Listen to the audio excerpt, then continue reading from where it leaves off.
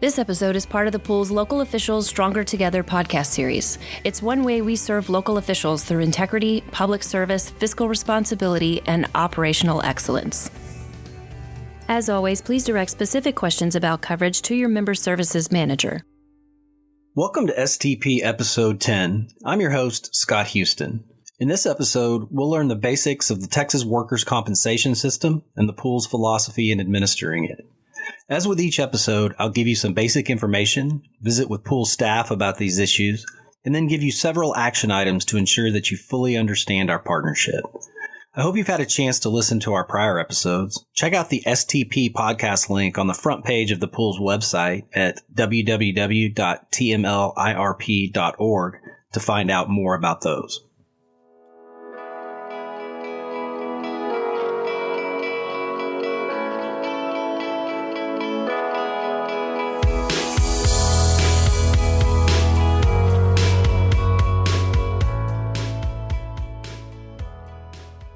Workers' compensation has been called a grand bargain between employers and workers that developed at the beginning of the 20th century.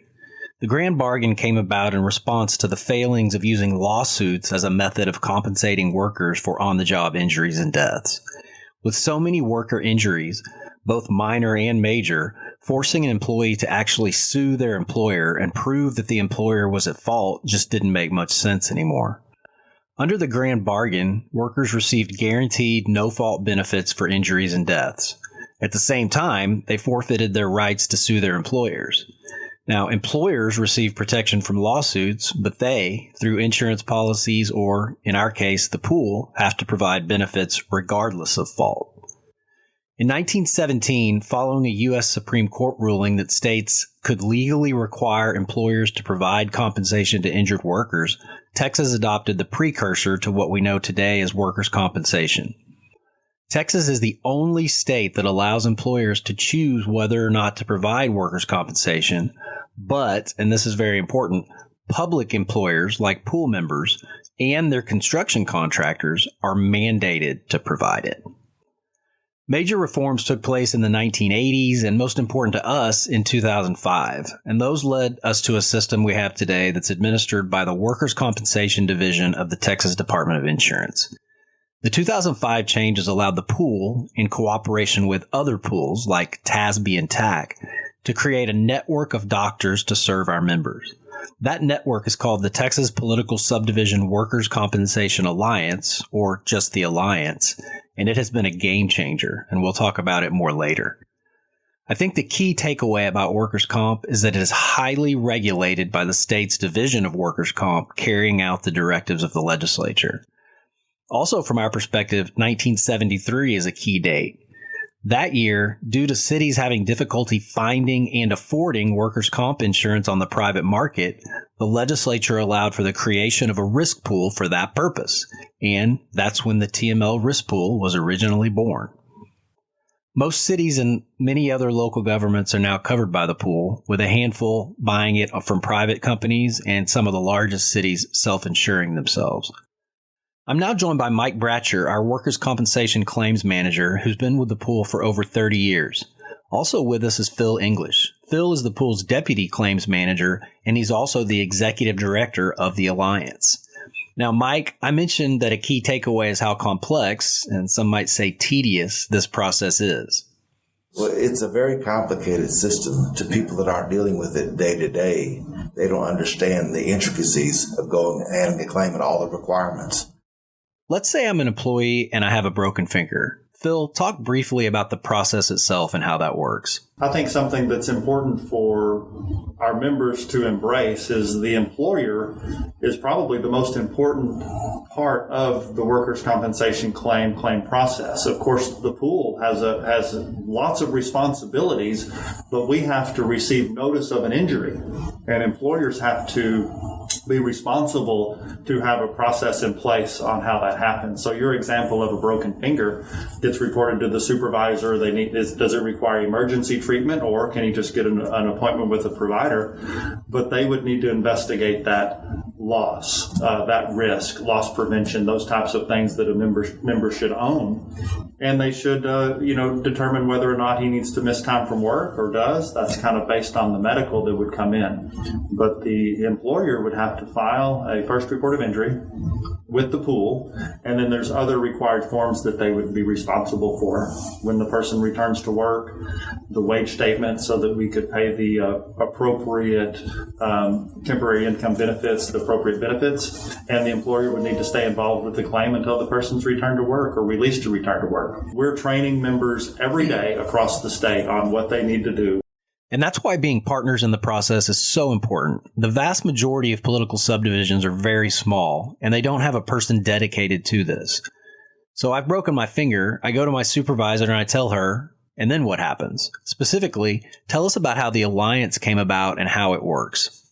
Before even filing the claim, we would encourage our members to know where to go for medical care.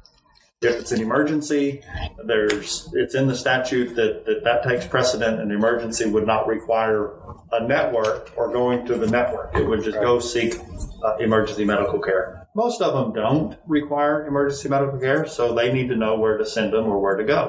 So the act of the legislature allowed for direct contracting with medical providers for the political subdivision. So that is what created the network that the pool uses, which is the Political Subdivision Workers' Compensation Alliance. We refer to them as the Alliance.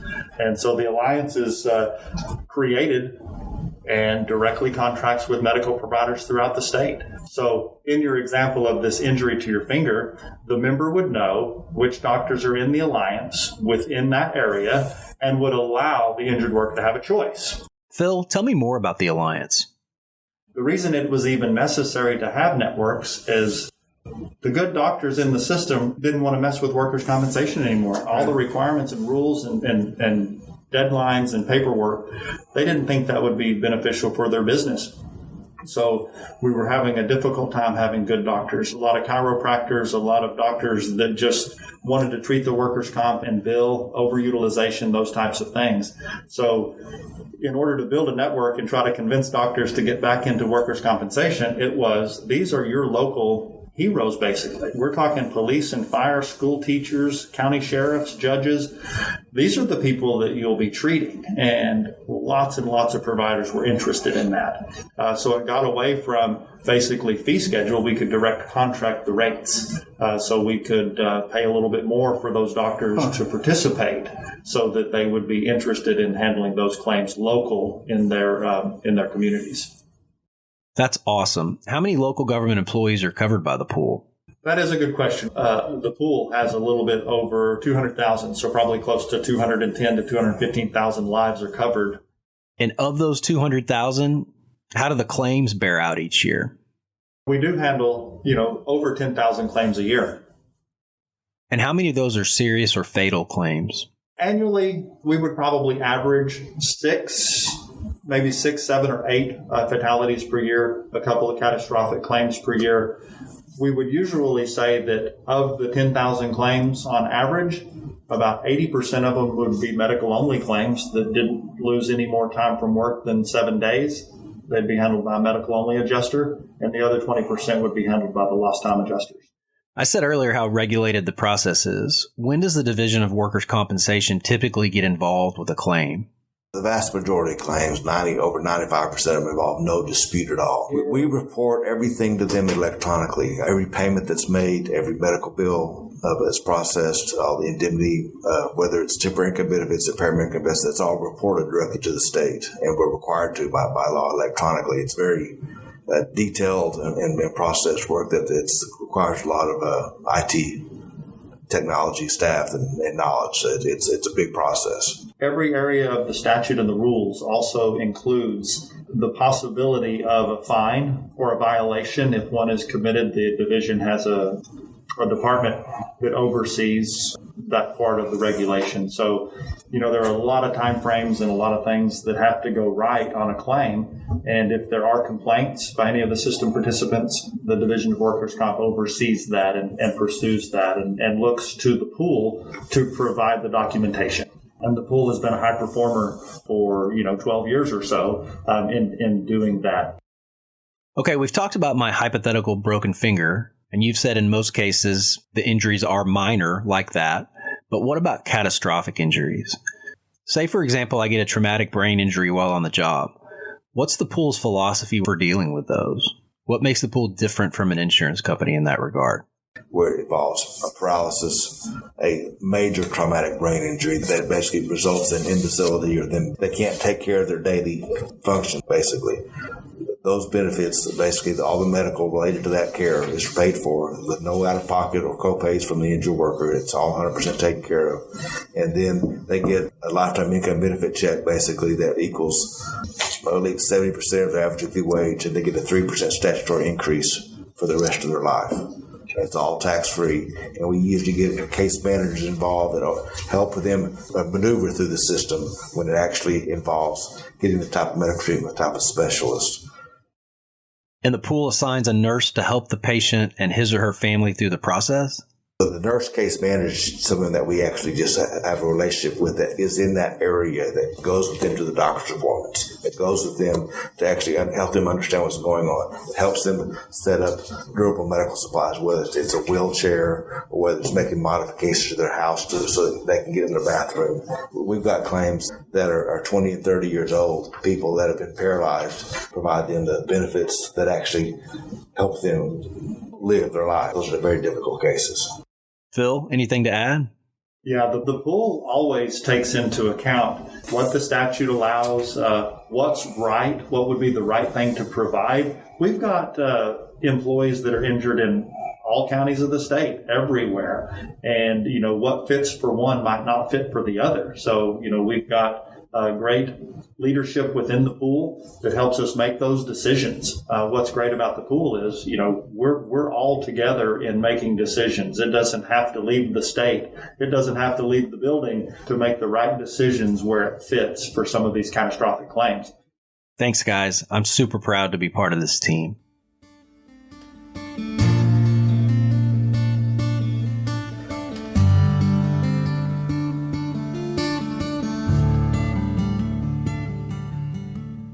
Okay, let's talk about your action items for this episode. First, make sure your employees and their supervisors know what to do should someone get injured. First, you need to always take care of their immediate medical needs, and then you can reach out to the pool for help filing a claim if you need it. Action item number 2, recognize that the employee's health and safety is a priority. So if you're involved in an emergency, the employee can go to any facility for care. If it's not an emergency, you can use the Alliance to pick the doctor that you need. And finally, a big component of this is you must submit the claim within 8 days, or you could be subject to problems down the road. Okay, that's it for this episode. Thanks for listening, and please check out our other podcasts with information that's useful to you and your citizens. To review written materials associated with the presentation or to ask Scott a question, please visit www.tmlirp.org and click on the Stronger Together podcast link. Please remember that the information in this episode is provided for informational purposes only and doesn't constitute legal advice. We recommend that you review the podcast and the accompanying written materials with your attorney prior to taking action.